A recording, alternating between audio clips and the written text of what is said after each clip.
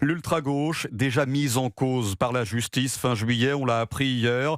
Un projet d'attentat visant les forces de l'ordre a-t-il été déjoué? En tout cas, les policiers français ont interpellé 8 jeunes hommes âgés de 19 à 28 ans en région parisienne. Ils sont suspectés de s'être entraînés militairement avec des explosifs en vue d'un rassemblement contre la ligne TGV Lyon-Turin en Italie.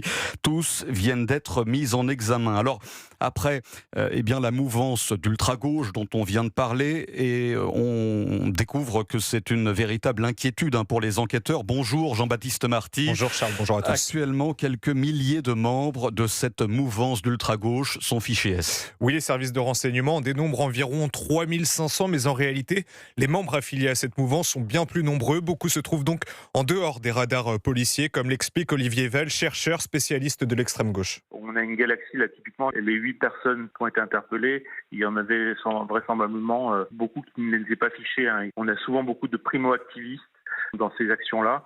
En ce qui concerne les profils, on retrouve beaucoup de jeunes, des étudiants, mais aussi des personnes plus expérimentées, issues de différentes mouvances, par exemple proches de l'écologie radicale ou encore du mouvement pro-palestinien.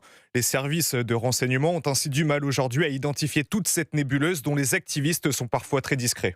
Eux sont des gens qui sont beaucoup plus difficiles parce qu'ils ont souvent une vie en marge de la société. Certains n'utilisent pas de téléphone portable, certains n'utilisent pas de carte bleue depuis des années. Ils vivent dans des communautés autonomes et effectivement, eux sont beaucoup plus difficiles parce qu'ils n'utilisent pas les réseaux sociaux pour revendiquer leurs actions.